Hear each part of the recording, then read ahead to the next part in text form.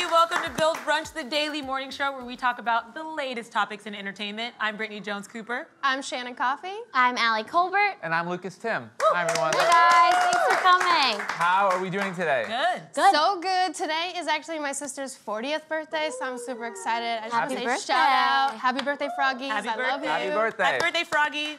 Yeah, Froggies. Her name's Kelly. I call her Froggies. That's really Okay. cute. Beautiful, really beautiful. Love it. Anyway, the 2018 MTV Movie and TV Awards aired on Monday. The star-studded event was hosted by Girls Trip breakout star and comedian Tiffany Haddish, who had the crowd cracking up with her many one-liners. Black Panther and Stranger Things took home top honors, while the highest honor, the Generation Award, was presented to Guardians of the Galaxy and Jurassic World star Chris Pratt. Chris Pratt used his speech to give some advice to everyone, which included some bathroom tips I don't think everyone asked for. Let's take a look at that.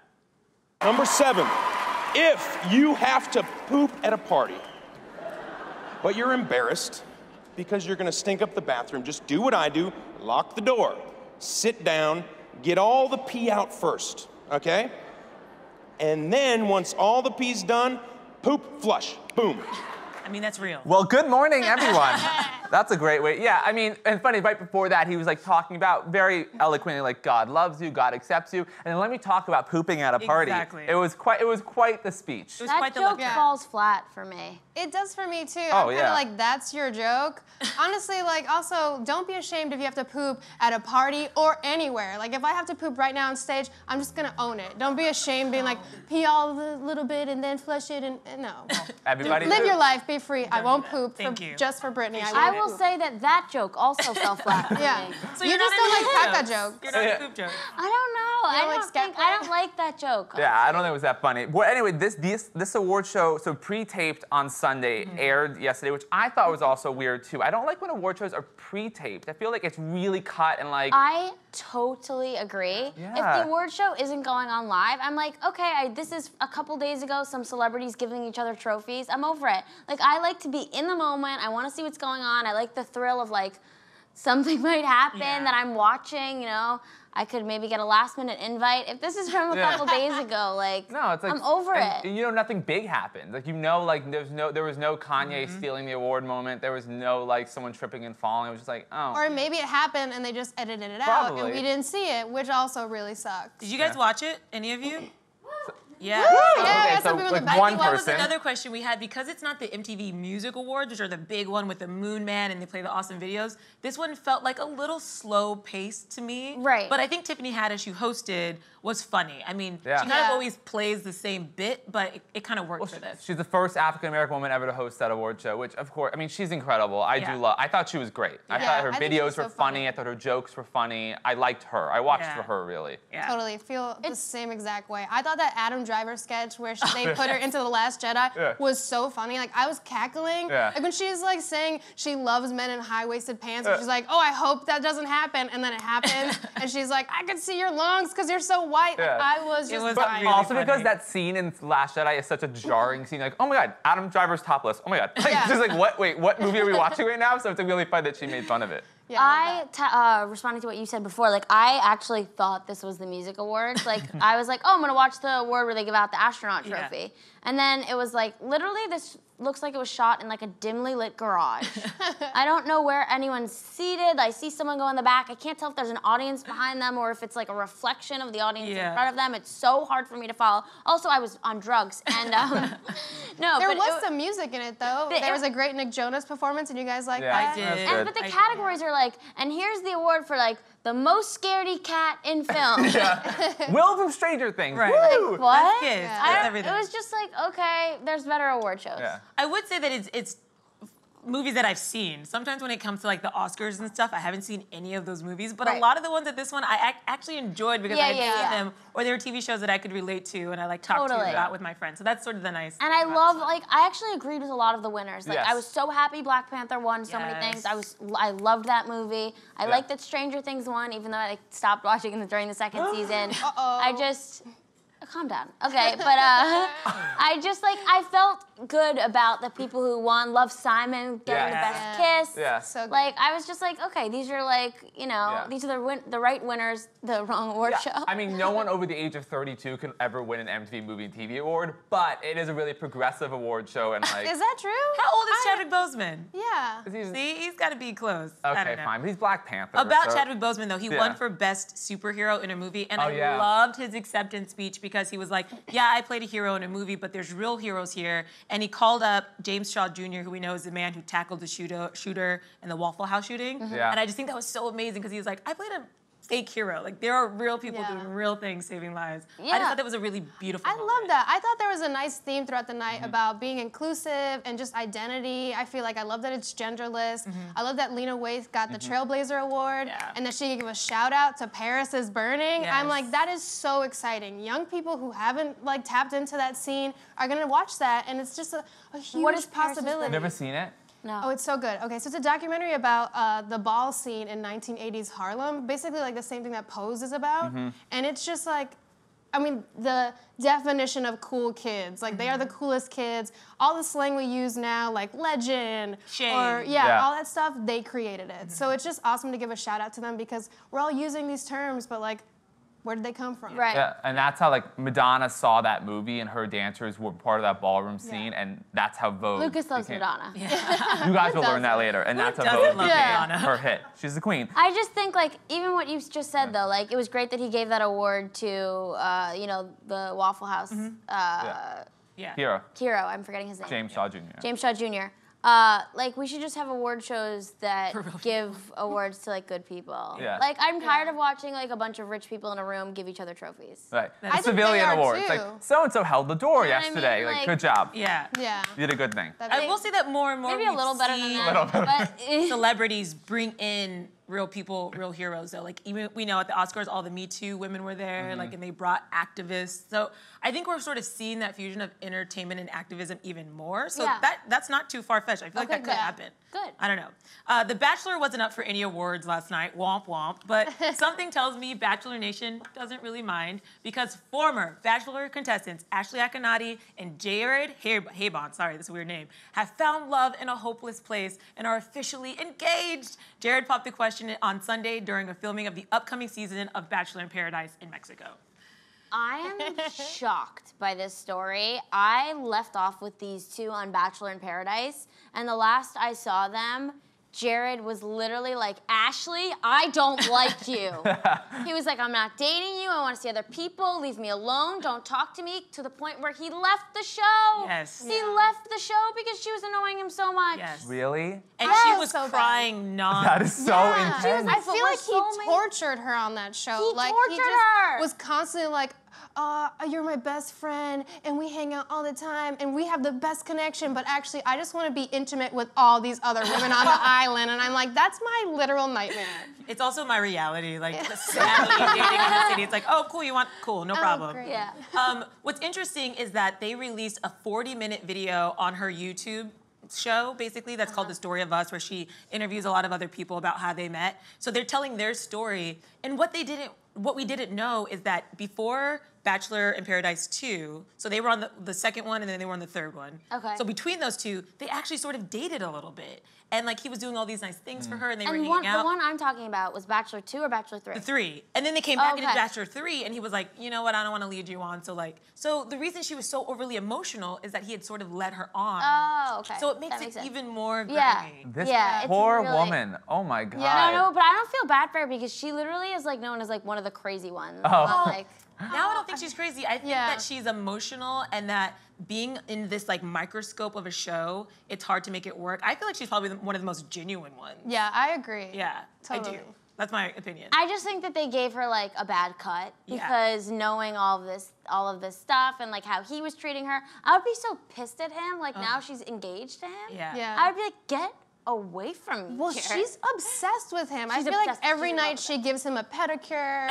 She like puts him in a bath. Like he's basically like her god. It's so intense when you see them talk together. She's just like yes, Yes. yes, yes. And even in that video, they're sharing their love story, but she's crying just as hard as she was crying when she was upset that he didn't want to be with her. So I'm like, you need to pull it together. Yeah. Do you think in a relationship, one person has to be more in love for it to work? Do you Oh guys my feel that way? God. I don't feel that way. Or do you feel like the love has to be equal? I think there's no like exact equation. We didn't you plan know? out that question, Brittany. Yeah, that unscripted. But I'm just curious because in this situation, she loves him so much more. It's I think Well- that Yeah. puts a lot of pressure on the person you're Yeah. with. All I can say is I love my girlfriend equally and so much. So if you're watching, Khloe, love you. All right. That's so freaky. Would you felt guys really ever bad. like watching them go through this journey has been stressful? Would you guys ever date on television? No. No. No. I mean, when that MTV show came out, Are You the One? I thought it was such a good show and it was so different than other dating shows that I was like, maybe I would do that one. Yeah. Because you're in a house full of people and it's like you could pick anyone. I love But that then married. they reject you if you're not. Yeah. Like, are you the one? It's like everyone took personality tests and you're trying to find your perfect match, and then they put you in the match booth or whatever. Yeah. And it's like, and then something comes up on an iPad. It's like connection. Like, Or it's like, not a match. And it's like after 3 episodes of them being like, there's no way that Willis is not my perfect match. We're so perfect together. I know, I feel it in my body. And then it's like, no, you're wrong. But I like that because it's like, our No, I instincts like it are too. fucked up. Married at First Sight is one of the most tragic but like funny Oh. reality shows I've ever seen in my life. It's so tough. Because like, the bride would just see the husband approach. She's like, no, nope, I want to leave. Stop it. Let's shut it down. And you're like, no, you have to go through it. You have to marry this man. I mean- you are obligated by reality TV show contracts to marry this man. scary. I And you're- feel so sad for hopeless romantics these days Yeah. because they go on these shows wanting the best, but I just don't know if it can be successful. Like if you meet somebody under those circumstances. We've I wish seen- them luck though. I mean, yeah, Very nasty. congratulations Me too. to them. Yeah. Yeah. Obviously. Congrats. We've seen a lot of Bachelor couples. I mean, obviously not all of them, but a good amount of them end up in marriage. I know we have a Bachelor couple that has a child. Yeah. Like one of the earlier A couple of seasons. them do. Yeah, so there have been successful relationships coming out of The Bachelor. Yeah. It's interesting, like even our Bachelorette now, Becca, she was who was chosen and then dumped Oof. last Yeah. season That was in cold. a really like horrible way. And it's like if you put yourself through it again, I would hope that they can find something that works. Yeah, fingers crossed. I don't know, guys. Fun fact about me, I have gone on a date on national television on Katie Couric's former talk show. Don't even try to Google it. I took the YouTube link down. But I did fall in love with the guy, and we dated for a year. Whoa. Oh wow. Yeah, so I think it can work, at least for a little while. But you didn't but you didn't date him on the show. No, we met, we went on our You first just- date on the show, yeah. And was that awkward?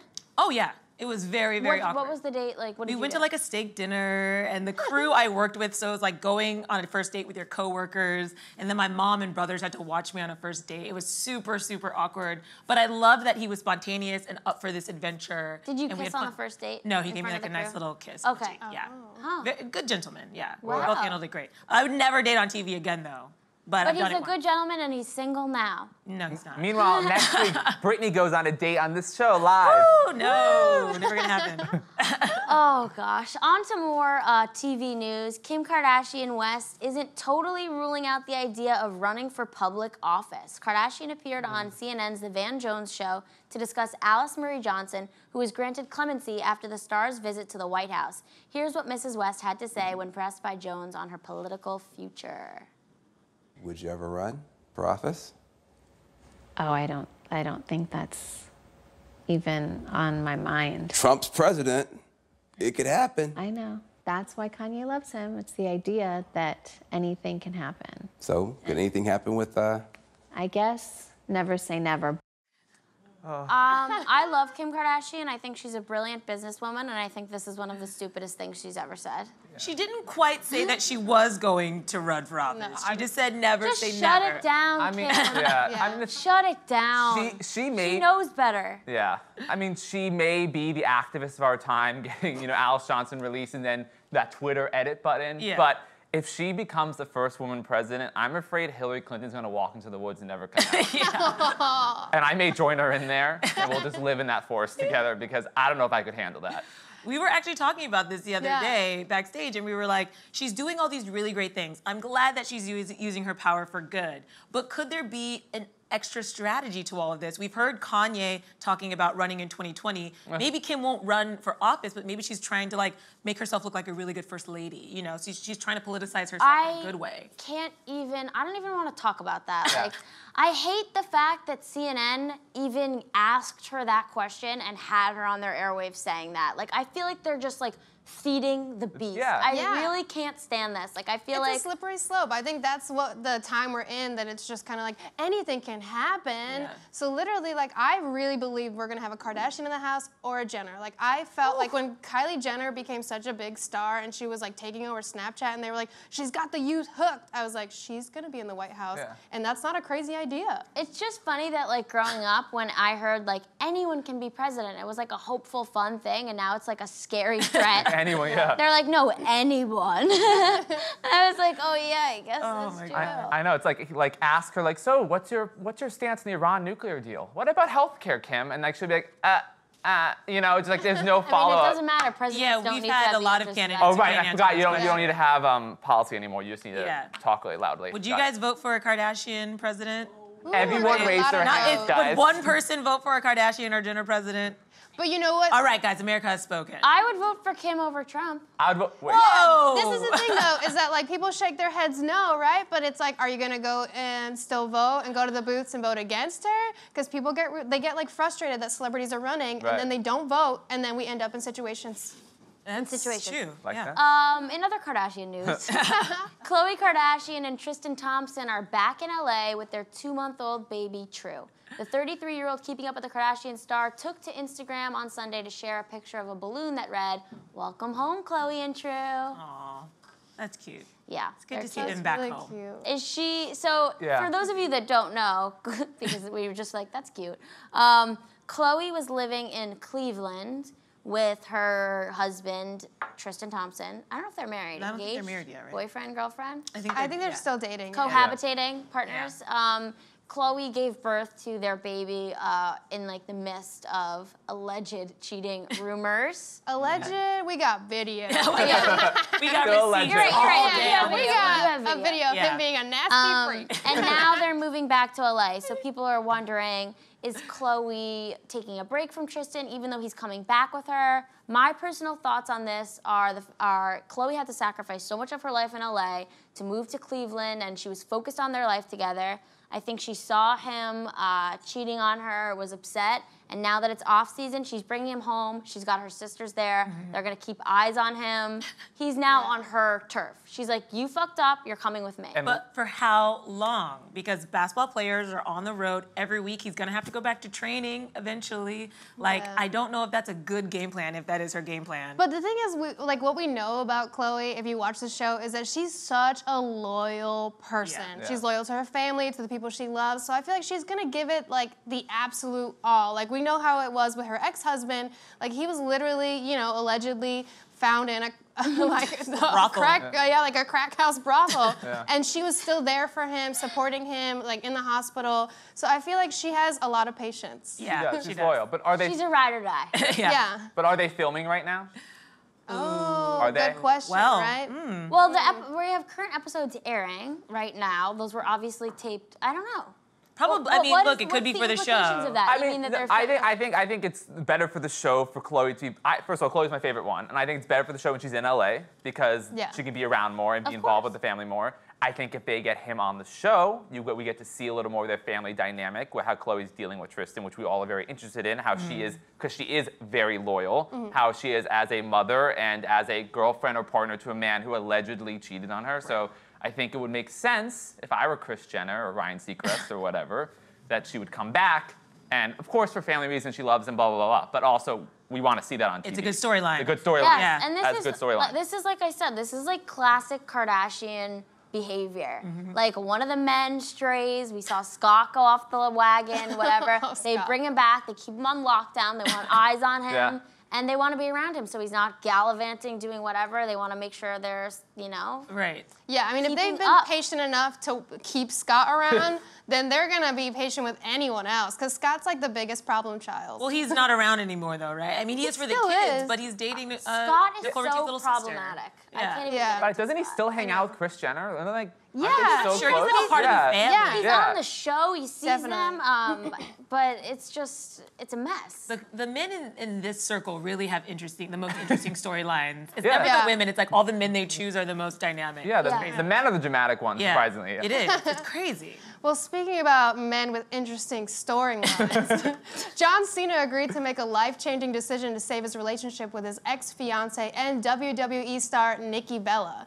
During the mid-season finale of Total Bellas on E, he promised to reverse his vasectomy so he can start a family with Nikki. Wow. Ooh. So give me background on their relationship, where they were engaged, they called it off. I think you know a little They've been bit dating about for this. years. They got engaged. Everybody was really pumped for the wedding. And then 3 weeks before the wedding, they broke it off. And the reason, or the rumored reason, was because she wanted to have babies and he didn't. But even right after they broke up, he was interviewed and he was like, I love her. I want to spend my life with her. So it seemed like he wanted to still make it work. Yeah. And so it looks like he's gonna try to make it work. Sounds know, like true love to me. I always think it's great to save a conversation like, do you want to have kids, for about 20 minutes before the altar. Yeah. I don't understand, like, we keep seeing this. It's like, did you not talk? Right. Have you two met? Right. Yeah, Like, it's like, no. Like they were kids, just religion, wrestling. all that stuff you gotta hash out in And like the then first they month. called it off, and now he's doing this. It's like, you know what? Instead of all of this, you guys could have just maybe sat down and had a chat. yeah. And then come to this conclusion. Yeah, right. What the hell? That's not how it rolls. Also, why does she need a baby? He looks like a big baby. Aw, he's so Oh, cute. look at those dimples. He looks like a really muscular thumb, Yeah. Yeah. Yeah. right? does. He looks like if you had a thumb and that thumb was ripped. Great. That thumb would kick your Like, ass. this is my John Cena thumb, bitch. Ooh, yeah. Get ready. That's true. He's gonna make babies. Yeah. It is Baby funny though, thumb. they debated about the baby thing on the show. She has a twin sister who had a baby, so it wasn't something that it should have had to wait until the final hour. So again, you always wonder, it's a reality show. Right. Are they Yeah. doing this for next season's storyline? They've totally got us all engaged now. Like, I want to know if he's going to get this vasectomy. I don't even know why I care, but I care. Yeah. Yeah. You know? You actually- You have no reason to care. I have no really. reason to care about his reproductive health. But I yet do. we're all here. We're all watching. Yeah. Stay tuned. Total We Bellas. I feel like gotta that know. show's always on E whenever I'm just like want to just see what's like a Yeah. Sex and City rerun. It's like Total Bellas on. I'm like, do I have to watch this? And I watch for like 5 minutes. I'm like, huh, what's this about? Wrestlers? They get you hooked. Yeah. Okay. Yeah. Okay. And then I switch. But now I feel like I need to be invested into it. I used to be real into the WWE. Really? Yeah, Oh. me Yeah, I was like a too. meathead little girl. It used to be Yeah. WWF. I loved Worldwide Triple H fuckers. and Stephanie McMahon. I think Triple H and Stephanie McMahon are the best WWE Yes. couple of all Yes, time. I agree. Could you imagine WWE wrestlers having sex? Yeah. I agree. They had a That's what referee they're be like, doing all the time. like it's very coached. It's a very coached I process. would imagine it to be very competitive. Yes. Yeah. People climbing up and like pile driving. They're like, I'm gonna penetrate you. No, I'm gonna penetrate you. And you're like, oh crap, we're all getting penetrated. Well, Beautiful. It's a beautiful experience. if Congrats, guys. Congrats. Congrats. Your baby's gonna be real cute. Can't wait. Also, are they gonna get married again? Probably, right? They didn't Yeah. get married. They were just. I know. Yeah. I'm saying, like, now yeah, are they of gonna course, do it? yeah, Right? they will. Okay. Married and a baby. Great. American story. Well, they'll Everybody's discuss happy. whether or not they want to get married when they're both fucking standing. Yeah. Knowing figure it these out. two, am I wrong? Okay, if speaking about John Cena blowing baby loads isn't gross enough, this next story is really nasty. It's every foodie's worst nightmare. After eating a fat, juicy burger at a local beer garden on a Sunday, one diner suddenly fell ill because a restaurant worker spit into his meal. WABC reports that the customer found the special instructions on his receipt, which read, "Please spit in it too." Gross. This is nasty. Okay. This Yeah. is my nightmare. No, this is awesome. Yeah. But was the burger good? Debated. The burger. So, What do you think? Do you want people to make loogies in your burger? no, that's disgusting. I hate that word so much. That is horrible. The guy's just like, apparently the manager, they comped the meal and everything, but he was like, He's like, just like, what else could we do? He's like, I don't know. I ate it already. Like, I can't take it back. You can't take Give it me a back. colonic. Yeah. Something. Yeah. Oh. This whole Therapy. thing is so. I've waited tables. I think a couple of us. Have you guys waited tables? Yeah. There's moments where you feel like doing this, but the fact to be so sloppy to type it into the system and put it on the receipt is just like. I'm Yeah. surprised What? this hasn't. Okay, but the reason why I think it might have been typed in is because sometimes when the waitress is like giving, they'll punch in the order that way, and that's how they're reading what to make in the kitchen. So she might have just been saying like to her friend like Brian in the kitchen, like spit in this food, whatever. I'm surprised this hasn't happened like more that we've seen this know. mistake. Right. Yeah. This seems like an easy mistake to make if you're a bitch. True. I feel like if I were to do it, I'd just go back and be like, hey, Brian, can you spit in that burger? Like, why Yeah. would you leave receipts? Literal receipts. It's literal. receipt. Literal receipts. So stupid. No. She paper obviously trail. got fired right away, as Yeah. she should have. Yeah. I don't know. It's terrible. I mean, I worked as a bar back for 6 days before I quit, and so I really empathize with her. Customers can be really entitled, but I would be incredibly grossed out. But also kind of impressed by her organization there. You know, like, please spit in. It's listed like ingredients. Please spit in food. I'm like, oh, okay, she thought about that. Like, and it's very clean, it's very elegant. Well done. Like, it's Toast like bread. put the cheese on. And you spit the food. Got it. And like serve the meal. It's very organized. The reason why something like this is so disgusting, Shannon, cover your ears, because she has a She has a Yeah, gag he reflex gags. problem. is like if Really cover it. I'll try it. you know, like when you have like a bad taste in your mouth, you're just like, okay, like I got it out, it's done. But like once you swallow spit, I would always like go to sleep every night being like, it's in me. It is in you. That's the thing. Is that when someone puts phlegm in your body, it's gonna stay in there. So like the fact that somebody else's phlegm is stuck in their throat, probably. Like imagine that. It's a nightmare. It's so scary. I know. I mean, like when you consent to it, it's totally different. If someone hot guy was like, I'm gonna put a loogie down your throat, I'd be like, hell yeah. But like a waiter that I don't know, I'm just like, please don't. Yeah. No, it's so scary. I don't really think it's is. ever okay to spit in somebody's mouth. But or also, food. you know what we're forgetting? kink Like shame. this person probably deserved it.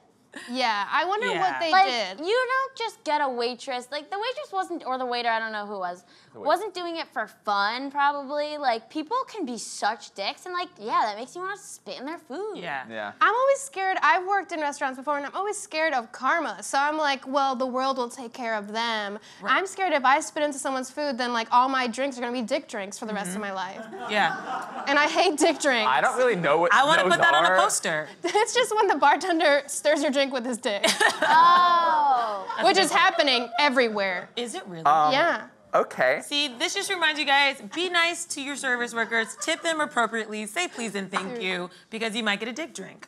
I mean, that's It happens. It happens. God, I hope that never happens to me. Okay. All right, well, I think it's time to move on to today's interview. And the topic is money. Yay. Woo! Many millennials can relate to a mountain of student loan debt and questions of when to spend, save, or invest.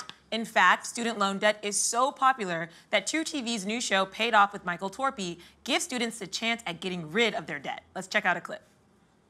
$24,272 in student loan debt. $42,017 in debt. $28,587 worth of student debt.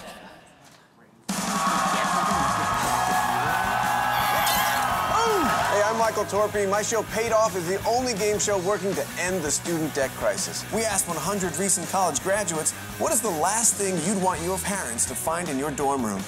Tiara. Use condom? Whoa. Top spot again, Tiara! How long do you have to date before it's okay to fart in front of your partner? Chad. 6 months. Number one answer again, Chad! As an architecture major, if you could build a structure that would represent your student debt, what would it be? It'd be a giant middle finger. Paid Off series premiere July 10th. The more you know, the less you owe. All right, now, obviously, you cannot go on a game show and win money, but student loan debt is a huge concern for a lot of people, right? Yeah. Seriously. Gigantic problem impacting this country. Big problem. So we're gonna give you some tangible tips today, all right, guys? So ladies and gentlemen, please give a Build Brunch welcome to HuffPost experts, Michael Hobbes and Casey Bond. Woo!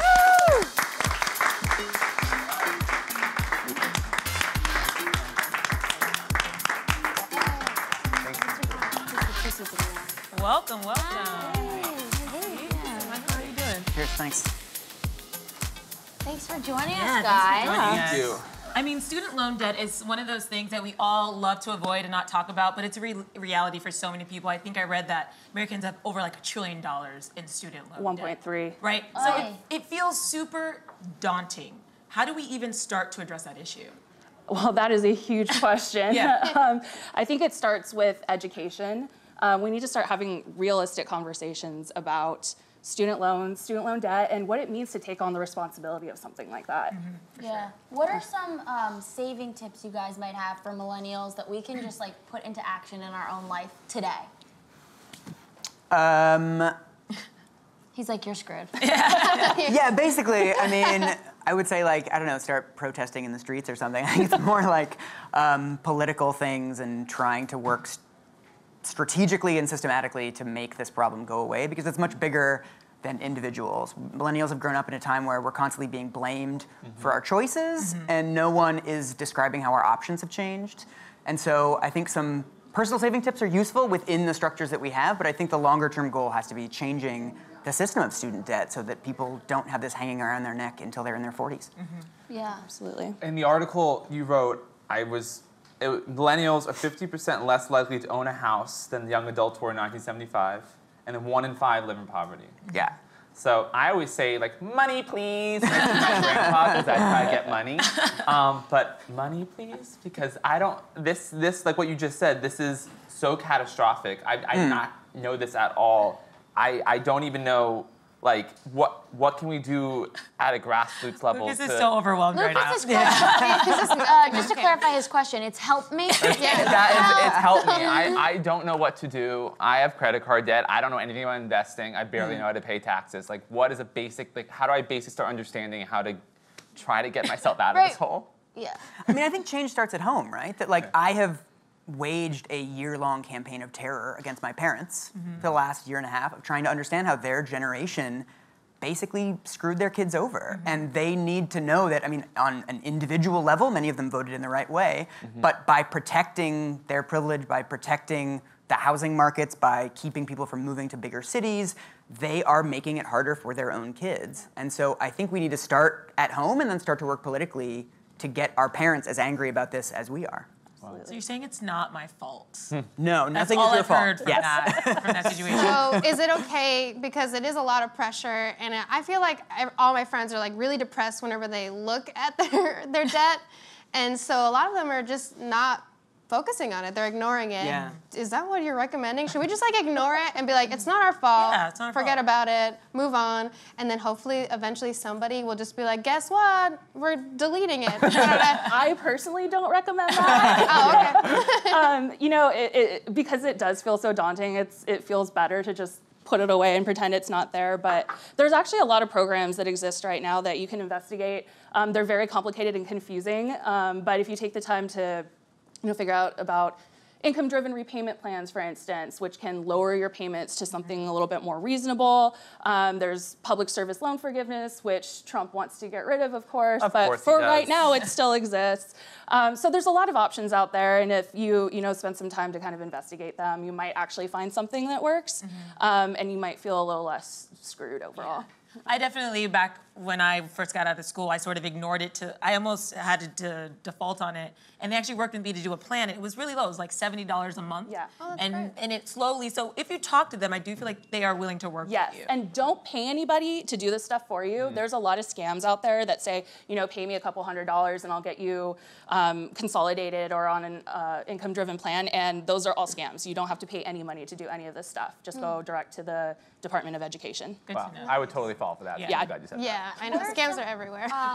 Yeah, it's hard, just listening to you guys now. Everything seems, at least for someone who's not so educated on how to better my own situation, things feel like really abstract and like hard to put into practice, like protesting. I don't know that that's something I can do with a job every day, you know what I mean? Even though I admire and love the idea of that, I'm curious, like on a more practical level, what are some of the biggest mistakes you see millennials making? And I just want people to watch this and come away feeling like there's something they can do and that they understand.